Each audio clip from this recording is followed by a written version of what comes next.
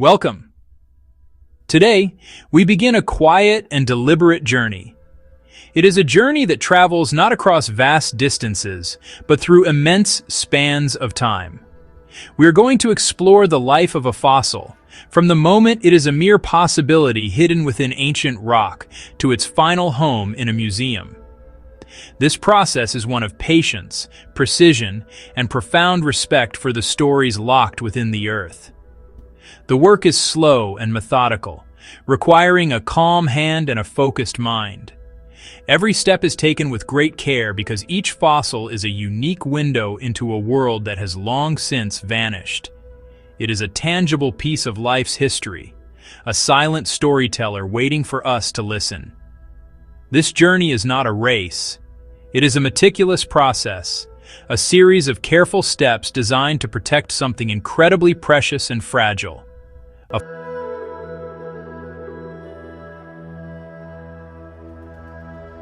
A fossil is more than just an old bone. It is a collection of data. Its position in the ground, the type of rocks surrounding it, and the other fossils found nearby. Hasty work can destroy this context, erasing chapters of the story forever. That is why paleontologists follow a strict and ordered plan. They document everything, from the initial survey of the land to the final catalog number in a museum collection. This dedication ensures that the fossil can continue to teach us for generations to come. Imagine holding a piece of the deep past in your hands. This is the reward for such careful work. Before any digging begins, there is planning.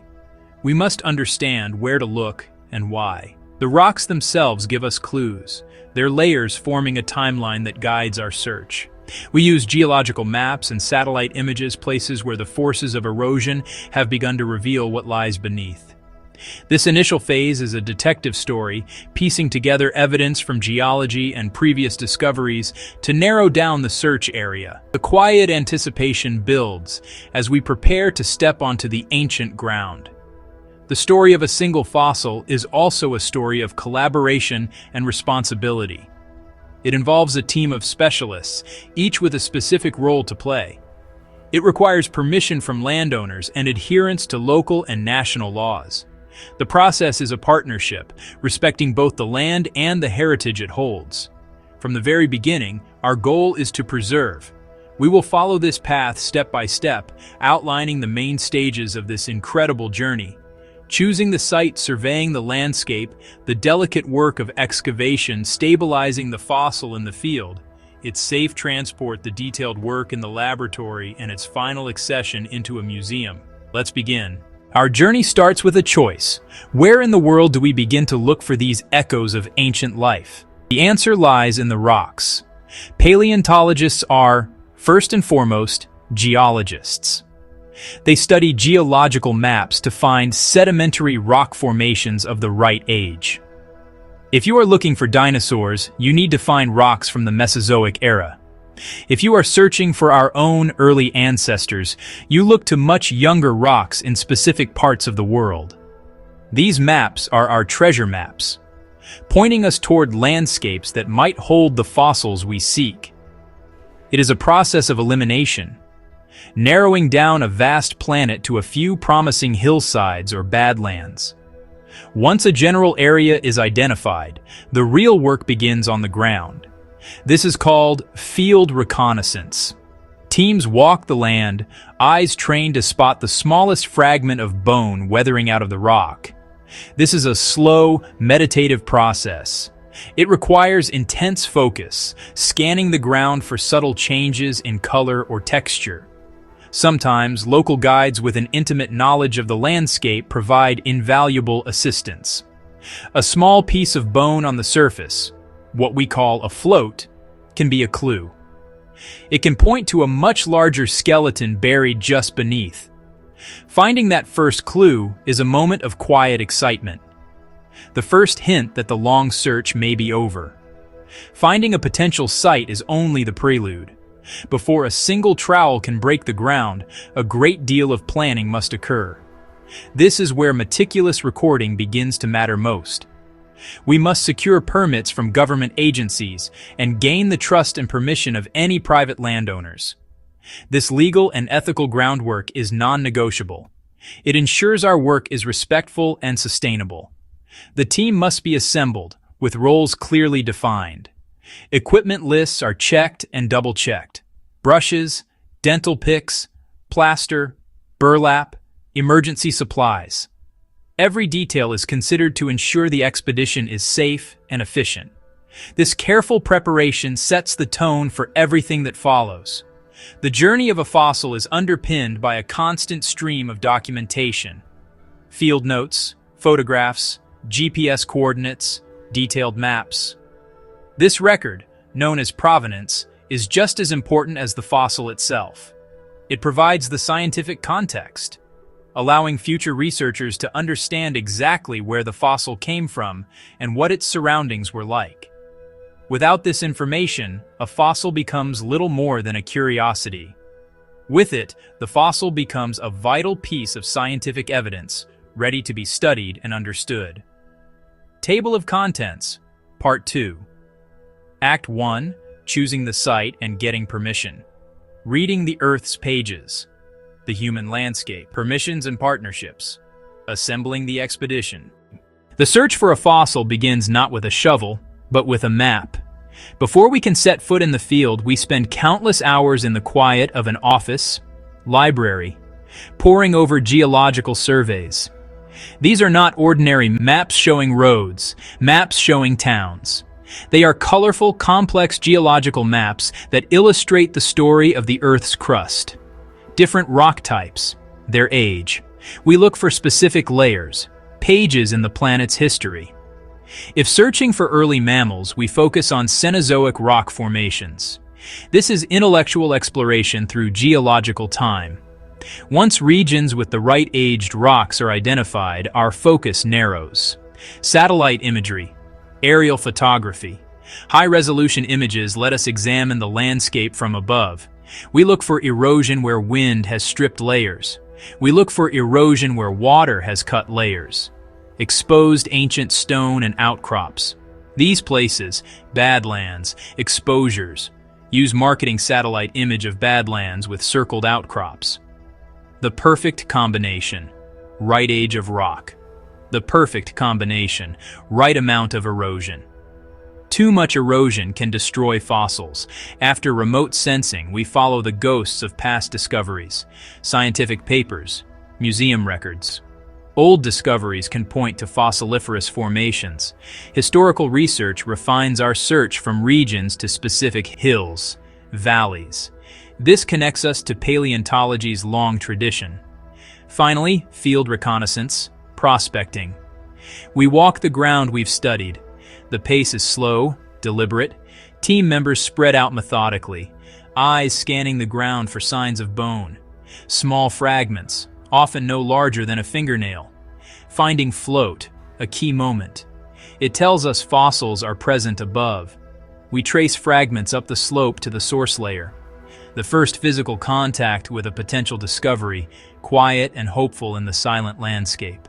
Finding a promising site is a scientific victory, but it is only half the challenge. The land we wish to explore belongs to someone. Public land managed by a government agency. Private property owned by a family for generations. Before we can even think about setting up a camp or digging a test pit, we must navigate the human landscape. Identifying the landowners.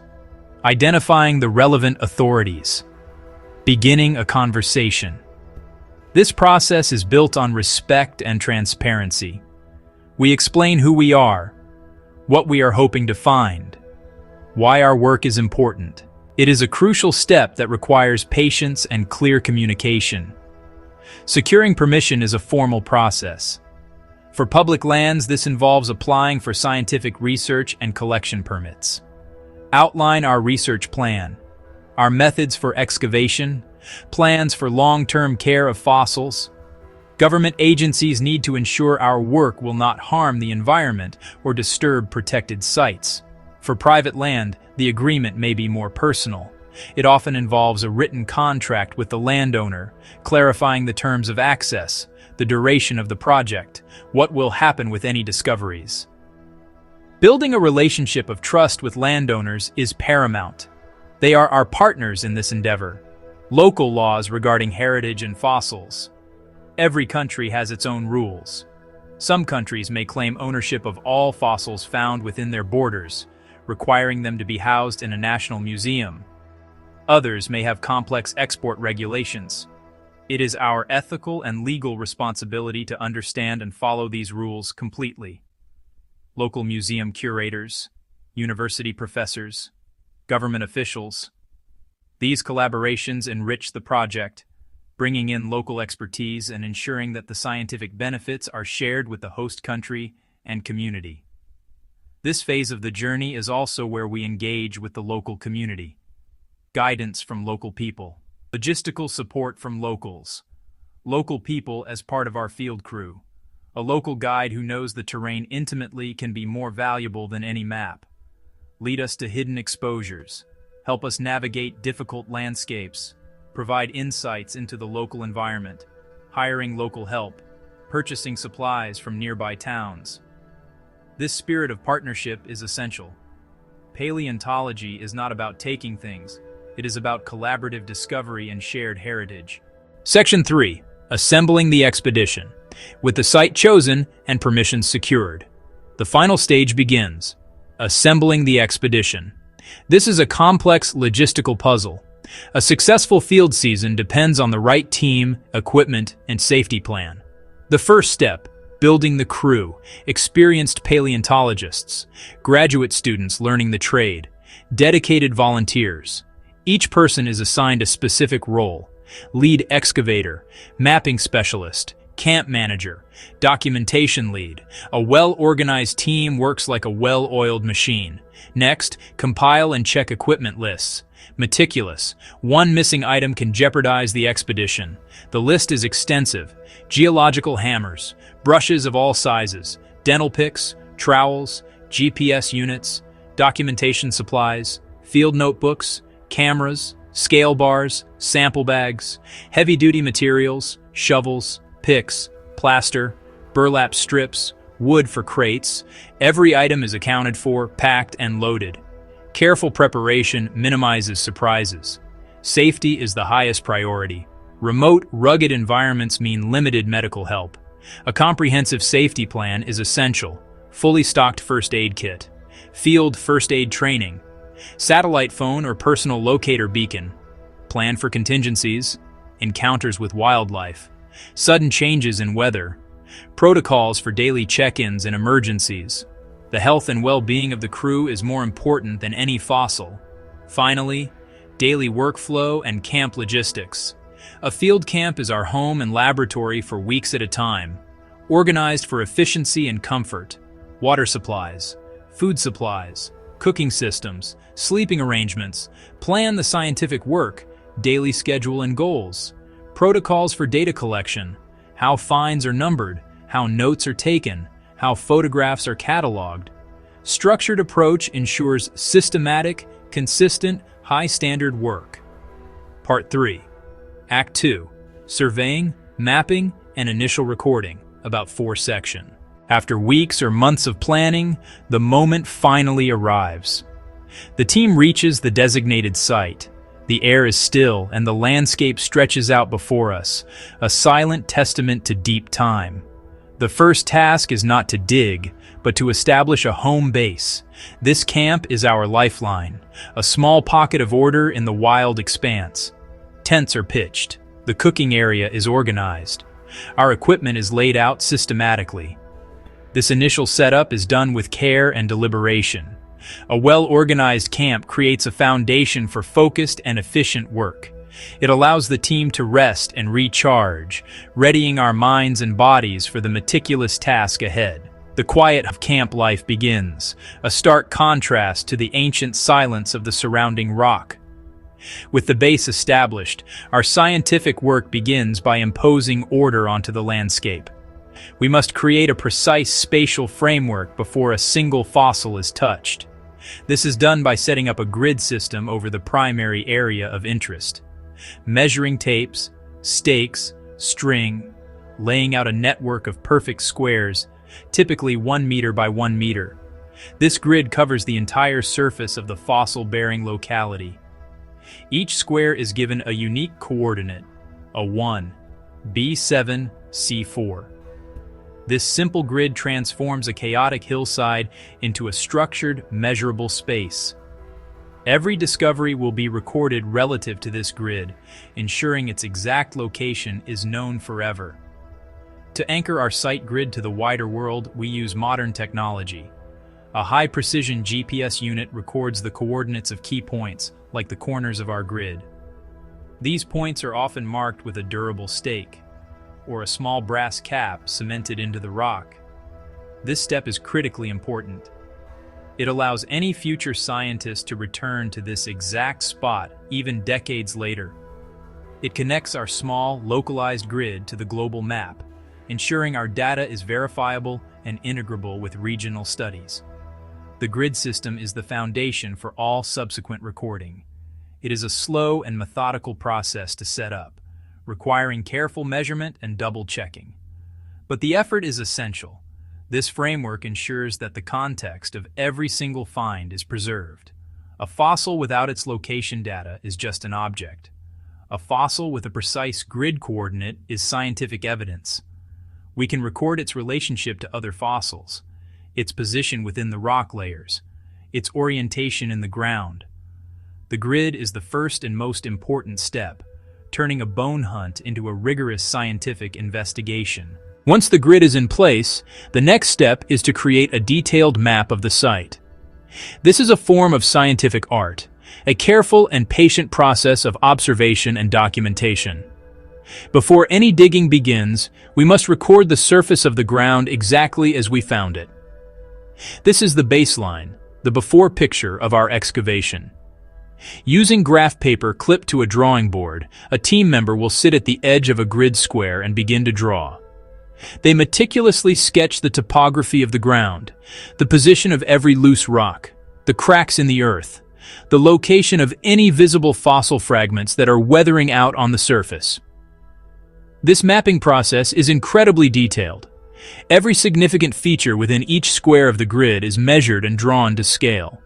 We use measuring tapes, rulers, to plot the exact position of each surface bone fragment. The drawing captures not just its location, but also its orientation. Is the bone lying flat? Is it pointing north? These details might seem small, but they can provide clues about how the animal's remains were scattered after death. Was it moved by a river?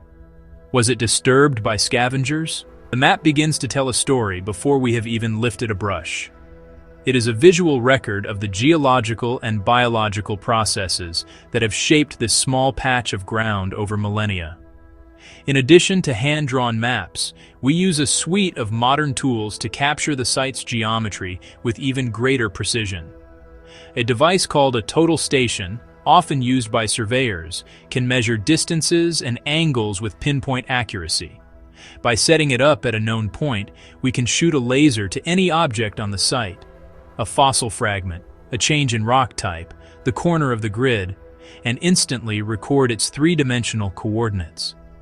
This digital data can be used to create highly accurate site maps and three-dimensional models of the excavation surface.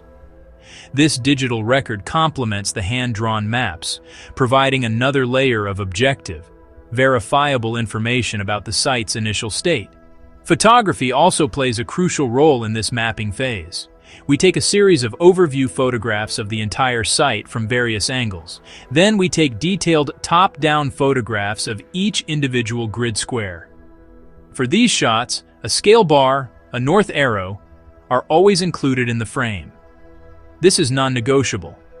The scale bar allows anyone looking at the photo to understand the actual size of the features. The north arrow provides orientation. These photographs serve as a vital, permanent visual record. Paired with the drawn maps and the digital data, they create a comprehensive and multi-layered picture of the site before the delicate process of excavation begins. Section 3. First Contact. Documenting surface finds. With the grid established and the site meticulously mapped, we can finally turn our attention to the fossils themselves. We begin with the fragments that are already visible on the surface finds, float. Each and every one of these fragments must be collected and documented with extreme care. Before a piece is moved, its exact location is marked on our site map, and its coordinates are recorded in our field notes. It is then photographed in situ with a small-scale bar next to it for reference. Once documented on the map and in photographs, it is assigned a unique field number. This number will stay with the fossil forever. It is written on a small tag and placed in a sample bag with the fossil. The same number is recorded in the field catalog. In the catalog, we enter the number, the date it was collected, the grid square it came from, and a brief description of the item. For example, an entry might read -001 24 May 2024, grid B2, small rib fragment. This systematic process ensures there is no confusion. Every piece of bone has a unique identity and a documented origin. The collection itself is done with a gentle touch. We do not simply pick up the bone. We use a soft brush to whisk away loose dirt, being careful not to disturb the ground beneath it. The fragment is then carefully lifted, sometimes with tweezers if it is very small, and placed directly into its pre-labeled bag. This preserves loose sediment and prevents mixing of specimens. The process is repeated for every piece of bone, one by one. It is a slow, meditative task that can take hours or days. First, it secures the most vulnerable fossils exposed to the elements. Second, it clears the surface, preparing the ground for excavation. With the loose float material removed and documented, we can see the undisturbed ground beneath. Our attention shifts from the surface to what might lie below. The pattern of surface finds gives clues about where the most concentrated and well-preserved parts of the skeleton might be buried, guiding the decision on where to open the first trench. Section 4. Data in every detail. Sampling and labeling. As we survey and record the site, our focus extends beyond just the bones. The rock and sediment surrounding the fossils are just as important. This material, known as the matrix, holds vital clues about the ancient environment. Before we begin any large-scale digging, we collect systematic samples of this matrix. From different locations across our grid, we carefully scoop sediment into labeled bags. We are particularly interested in the layers immediately around and below the fossil material. These samples will be sent back to the laboratory for analysis. Scientists can study the grain size, chemistry, and mineralogy of the sediment to understand if the animal died in a river, a lake, or a floodplain. Some of these sediment samples are processed for microfossils. We might collect several large bags of dirt from a promising layer and run them through a series of fine mesh screens. This technique, called screen washing, allows us to find tiny fossils that are invisible to the naked eye. This could include the teeth of small mammals, the tiny bones of lizards and fish, or even fossilized pollen and plant spores. These micro-remains help us build a much more complete picture of the entire ecosystem. Finding the fossil of a large dinosaur is exciting, but finding the teeth of the tiny mammals that scurried at its feet tells us a richer, more complex story about its world. Another critical type of sample is collected for dating purposes. Determining the precise age of a fossil is one of the most important goals of our work. In certain geological settings, we can find layers of volcanic ash within the sedimentary sequence. These ash layers contain specific minerals with radioactive elements that decay at a known rate. By collecting a pristine sample of this ash, we can use a technique called radiometric dating in the lab to calculate a very precise age for that layer. Since the fossils are found in layers of rock below or above the ash, this gives us a firm timeline, allowing us to say that our fossil is, for example, no older than 66.5 million years. Every sample, whether it is a bag of sediment, a collection of microfossils, or a chunk of volcanic ash, is treated with the same rigor as the fossils themselves. Each is given a unique sample number. Its location is recorded on the map, and all relevant details are entered into the field notes. A clear and unbreakable chain of custody is established from the moment the sample is collected. This meticulous attention to detail and data ensures that every piece of information we gather in the field is preserved. The initial survey is not just about finding bones, it is about collecting a holistic data set that will allow us and future researchers to reconstruct an ancient world in the fullest possible detail. Section 1. Removing the overburden. A patient unveiling. With the surface cleared, mapped, documented, the true excavation begins. Our goal is to remove the layers of rock and soil that cover the main fossil-bearing layer. This covering material is called the overburden. This is not a task for delicate brushes, at least not yet. The initial phase often requires heavier tools. We might use shovels, pickaxes to carefully break up and remove the upper layers of tough, barren rock. This work is done with controlled force and constant vigilance. We proceed slowly, layer by layer, always watching for changes in color or texture that signal fragile fossils below. As we dig deeper, the tools become smaller and our movements more precise. Pickaxes are set aside, rock hammers, chisels. Team members work methodically, removing the overburden in small, manageable sections within our established grid. The sound of tools striking rock is steady and rhythmic.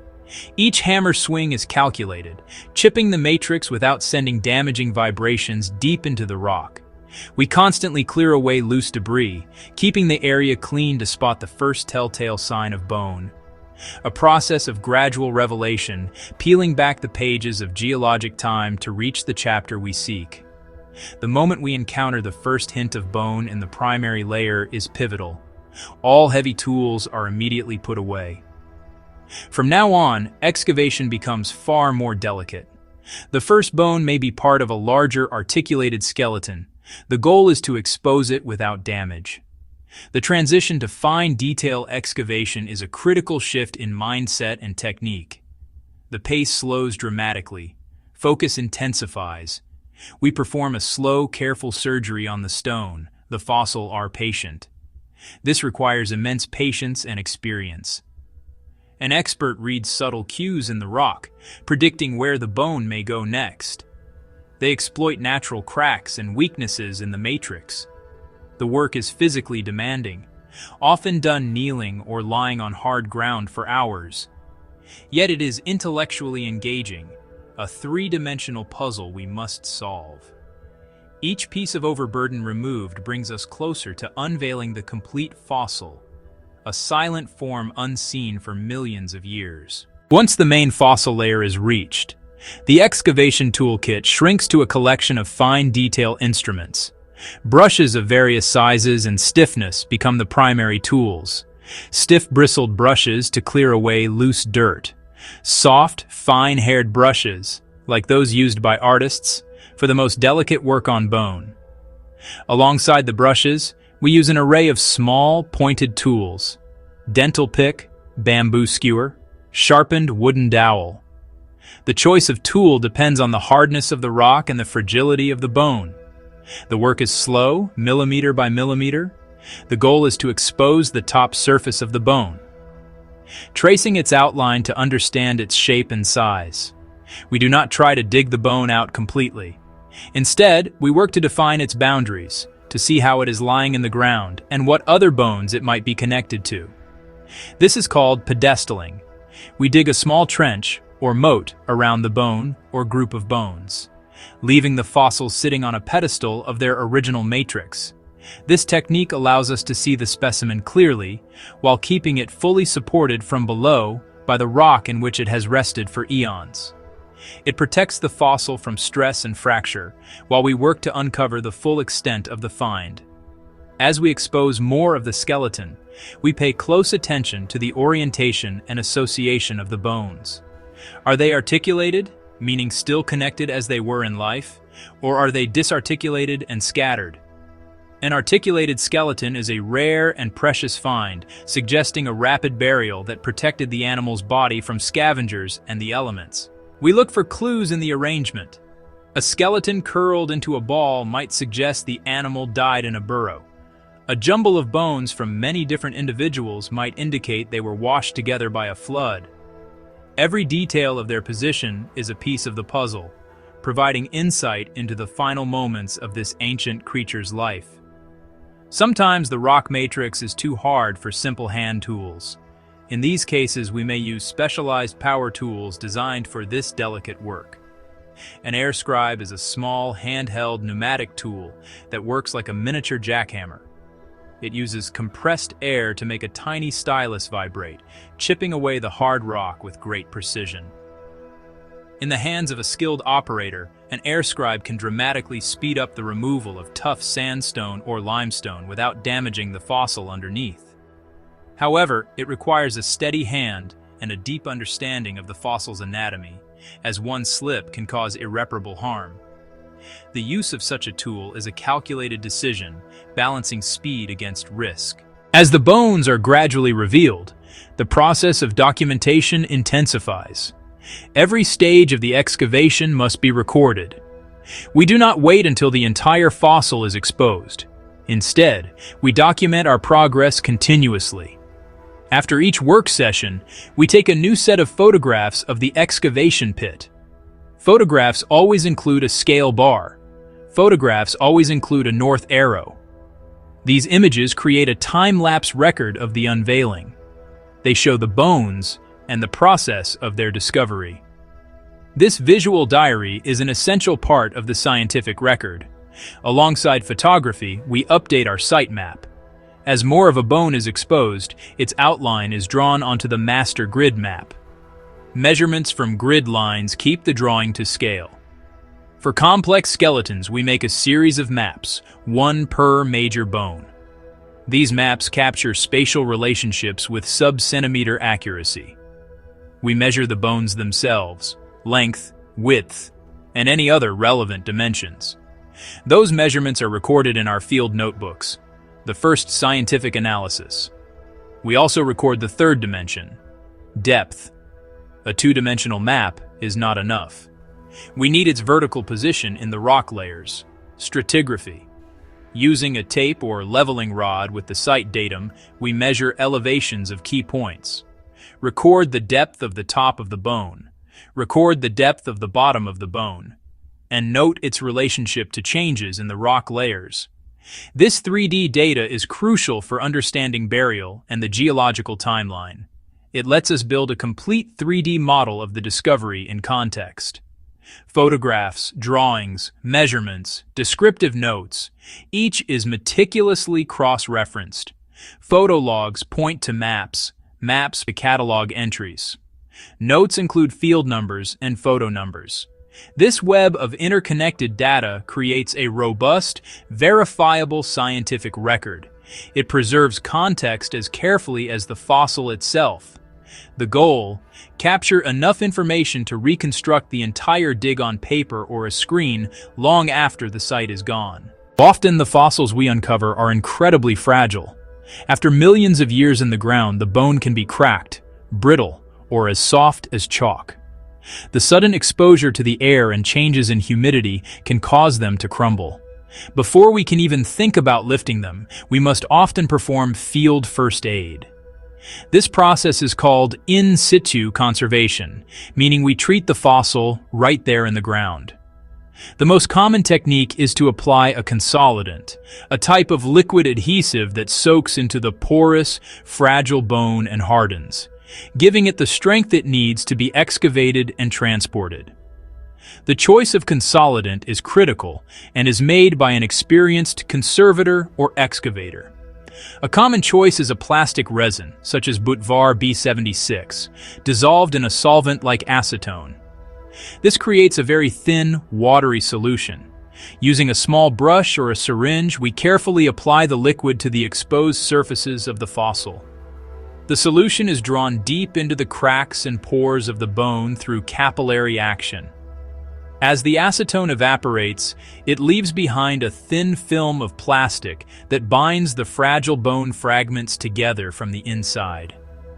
This must be done slowly, in several applications, to avoid creating a thick, glossy coat on the surface. The decision of when and how to apply these treatments is a matter of professional judgment. Applying a consolidant is an irreversible process that adds a non-original material to the fossil. Therefore, it is done only when absolutely necessary to prevent the specimen from disintegrating. A well-preserved solid bone may not need any treatment at all. A highly fractured bone, on the other hand, might require extensive consolidation before we can even continue brushing the dirt away from it. The conservator must assess the condition of the fossil, the humidity, the temperature, and the nature of the surrounding matrix before deciding on the right course of action. This on-the-spot conservation is a crucial step that bridges the gap between excavation and laboratory preparation. It ensures that the fossil can survive the next, and most perilous, stages of its journey, being lifted from the ground and transported back to the museum. Without these careful interventions in the field, many of the most important and delicate fossils ever discovered would have turned to dust the moment they were unearthed. This field first aid is a testament to the care and foresight involved in modern paleontology, where the ultimate goal is always the long-term preservation of these irreplaceable pieces of our planet's history. Once the fossil has been fully exposed on its pedestal and stabilized with consolidants, it is still far too fragile to be moved. The next step is to create a hard, protective shell around the entire block of bone and matrix. This process is called jacketing, and it is one of the most critical stages of the entire excavation. The jacket acts like a medical cast, holding everything together in its precise original position for the journey back to the laboratory. To begin, we must first place a separating layer over the exposed bone. This prevents the plaster from sticking directly to the fossil. The separating layer is often made of soft, damp paper towels, thin aluminum foil. We carefully lay these sheets over every exposed surface, pressing them into all the nooks and crannies. For very large or complex specimens, we might add a layer of soft foam or other padding material. This step is done with great care and precision. With the separating layer in place, we begin to build the jacket itself. The primary materials are simple: burlap strips, plaster of Paris. We cut the burlap into strips of various lengths and widths. In a bucket, we mix plaster powder with water to a thick pancake batter consistency. Working quickly, we dip a burlap strip into the mixture, saturating it. We lay the soaked strip over the padded fossil block. We repeat, overlapping strips to build a multi-layered shell. The first layers conform closely to the fossil's shape. We continue adding layers, building thickness and strength. The direction of the strips is varied with each layer, creating a crisscross pattern for structural integrity, much like layers of fiberglass in a boat hull. We reinforce edges and high points with extra strips. The goal is a uniformly thick, strong shell with no weak spots. As the plaster cures, it heats and hardens, forming a rigid cradle.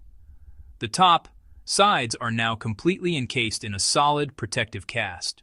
After the top part of the plaster jacket has fully hardened, which can take several hours depending on the weather, the most nerve-wracking part of the excavation begins. We must now separate the entire block from the ground. This is done by carefully digging a trench around the jacketed pedestal, then tunneling underneath it. This process is called undercutting. Using hammers, chisels, shovels, we cautiously chip away at the rock pedestal that has supported the fossil for so long. It is slow, arduous work, requiring us to lie on the ground and reach into the narrow space we have created. We must be careful not to hit the fossil from below, or cause vibrations that could crack it. As we undercut the block, we gradually work our way from the outside in, leaving a few small pillars of rock to support the block's weight until the very last moment. When the block is almost completely free, we prepare for the final separation. For smaller jackets, this might involve using long, flat steel bars, or chisels as levers to break the final connections to the bedrock. For larger jackets, the process is more complex and requires more planning. The goal is to cleanly sever the block from its pedestal without jarring it or allowing it to tip. This moment is one of quiet, intense focus. The entire team works in unison, communicating in low voices as the final cut is made. With the block finally free, it is time to flip it. Before we can lift it, we need to create a bottom for the jacket. To do this, the block must be carefully turned over. This is a moment of high risk. The underside of the fossil is completely exposed and unsupported. The team coordinates the flip, ensuring it is done in a single, smooth, controlled motion to minimize stress on the specimen inside. Once flipped, we can see the bottom of the fossil for the first time. We quickly clean off any loose dirt and apply a separating layer just as we did on the top. Then we mix a new batch of plaster and build the bottom half of the jacket, sealing the fossil completely inside its protective shell. Finally, the jacket is ready to be lifted from the excavation pit. The method for lifting depends entirely on the size and weight of the block. A small jacket weighing 50 pounds might be lifted by 2 people. A larger one, weighing several hundred pounds, might require a team of 6 or more. Using canvas straps, carrying poles. For truly enormous jackets, those containing the remains of large dinosaurs, we may need to bring in heavy machinery. Portable A-frame crane, front-end loader, helicopter, which can weigh many tons. Each lift is planned like a military operation, ensuring the safety of both the crew and the fossil. Section 3. The journey home. Packing and transport. Once the jacketed fossil is out of the ground, it is not yet ready for its journey. Before it is moved from the site, we complete the documentation. Using a permanent marker, we write the field number directly onto the plaster jacket in several places. We also draw a large north arrow and indicate the top and bottom of the block. This lets the lab know the fossil's original orientation. We take final photographs of the sealed jacket in the quarry. This finalizes the chain of custody. Packing the jacket for transport requires another layer of protection. The goal is to prevent damage from shock and vibration. For smaller jackets, place in a sturdy wooden crate, padding, straw, padding, foam, padding, old tires. Pack tightly so it cannot shift. For very large jackets, build a custom crate around the block. Use lumber and plywood to construct a robust supporting frame. Immobilize the fossil so road bumps are absorbed by packing, not bones. The journey back to civilization is often the most perilous part. Roads may be rough dirt tracks. The vehicle is typically a sturdy 4-wheel drive truck. The driver proceeds at a crawl to minimize jostling. Every bump sends a wave of anxiety through the team. This slow driving shows the value of the cargo. After weeks of work, no one wants damage in the final miles. The fossil arrives at a shipping point. Long-distance options, long-haul trucking, air freight, ocean shipping. This phase requires paperwork. Have permits and export documents in order. The crate is labeled with destination, handling instructions, and contact info. The journey continues, but with the fossils safely packed, we prepare the next chapter. Table of Contents, Part 6. Conclusion. 1. Arrival at the laboratory, a new beginning. 2. From stone to science, cataloging and curation. 3. The endless journey, legacy and discovery. Section 1. Arrival at the laboratory, a new beginning. The fossil's journey does not end when it reaches the laboratory doors. In many ways, a new and equally patient journey is just beginning. The arrival of a plaster jacket is a moment of great anticipation for the laboratory team. The crate is carefully unpacked. The jacket, dust-streaked and marked from the field, is moved into the preparation space. Field notes are spread out and examined. Maps are consulted. Photographs are reviewed meticulously. Preparators study orientation and fragility notes before opening. The handover from field crew to lab crew ensures continuity of care. The first task is removing the plaster shell. This unwrapping reverses the field jacketing process. Small saws are used. Wire cutters are used. Specialized cast cutting tools are used. Preparators make a strategic cut around the jacket, careful not to go too deep. They gauge depth by the separator layer of paper or foil applied earlier. The top half of the jacket is gently pried off. The fossil is revealed for the first time in a controlled space, a quiet revelation. The bottom half is left in place to support the specimen. Mechanical preparation begins, removing matrix grain by grain. Dental picks are used, brushes are used, air scribes are used. Preparators work under bright lights and microscopes. A skilled preparator follows bone contours, chipping and brushing slowly. This preparation can take months or even years for complex specimens. Chemical techniques may also be used. Acetic acid can dissolve certain rock types. Formic acid can dissolve certain rock types. The specimen is carefully submerged in a controlled acid bath. The reaction slowly frees the fossil from surrounding rock. Extremely delicate structures become accessible with this method. After the acid bath, the fossil is thoroughly rinsed and neutralized. Mechanical and chemical methods together gradually free the fossil for study and display. Section 2. From Stone to Science, Cataloging and Curation. As the fossil is freed from its matrix, it undergoes another transformation, this time into a piece of scientific data. The specimen is often imaged using advanced techniques that let us see it in new ways. Photogrammetry, taking hundreds of overlapping photos, creates a detailed three-dimensional model. A digital surrogate can be shared worldwide, used for research without handling the fragile original. For some specimens, we use CT scanners, like in a hospital. This lets us peer inside the fossil and remaining rock, revealing internal anatomical structures, brain cavities, unerupted teeth.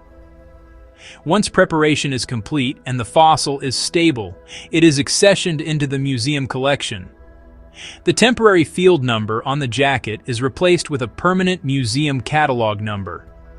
That number is the fossil's final official identity. It is painted in a small, discrete spot on the fossil and recorded in the museum's master database. Every piece of information associated with the fossil, field notes, maps, photos, preparation records, three-dimensional models, is linked to this single catalog number. This creates a complete, permanent archive, a comprehensive biography from discovery to the collection. The fossil moves to its permanent home in the museum storage area. This is not a dusty basement, but a highly controlled environment.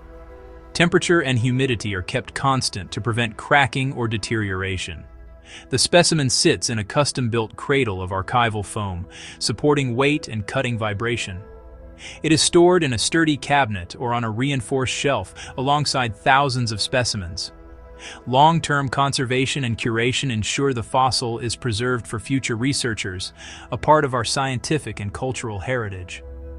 This is where careful fieldwork pays off. Provenance, the record of origin and history, is what gives a fossil scientific value. A researcher pulls the fossil from its drawer and looks up its catalog number to access the discovery story. They see the map of the quarry, the photos of the excavation, and the notes on the rock layers it came from. This context is everything. It lets researchers compare fossils, understand ancient ecosystems, and use the specimen as evidence in their research. The fossil is now ready to fulfill its ultimate purpose, to teach us about the history of life on Earth. Section 3. The Endless Journey, Legacy, and Discovery. The final chapter in a fossil's journey is often its most public one. Some specimens, particularly those that are exceptionally complete or scientifically significant, are chosen for display in the museum's public galleries. Skilled exhibit designers and artists reconstruct the skeleton, mounting it in a dynamic, lifelike pose. The fossil now stands as a magnificent ambassador from a lost world. It inspires awe and curiosity in millions of visitors, young children, families, and adults, seasoned scientists. It becomes a powerful tool for education, a tangible connection to the immense scale of geological time and the incredible story of evolution. Its journey from a dusty hillside to a grand museum hall is complete. However, most fossils do not end up on public display. The vast majority remain in the museum's research collections, serving a different but equally vital purpose. They form a library of life's history for qualified researchers from around the globe. A scientist may measure the wing bones of an ancient bird. A student may compare the teeth of various small mammals. These collections provide the raw data underpinning paleontology. The fossil's journey continues through the scientific papers it contributes to and the new knowledge it helps create. Meticulous methods, from the first map to the final catalog number, make this possible. Every step preserves not just the object, but the information it holds. Hasty or careless work in the field can sever a fossil from its context, reducing it to a mere curiosity. By proceeding with patience and care, we ensure the fossil can continue to speak to us. Detailed records let future scientists, with technologies we can't yet imagine, revisit our work and extract more information from the specimen and its associated data. Ultimately, the journey of a fossil is a story of preservation. Preserving remnants against erosion and time. Preserving the scientific context that gives them meaning. Preserving our shared natural heritage for all humanity. From the quiet focus of the field to the sterile calm of the laboratory, this methodical journey is stewardship. It ensures these silent storytellers are given a voice, sharing their timeless secrets with us and generations to come.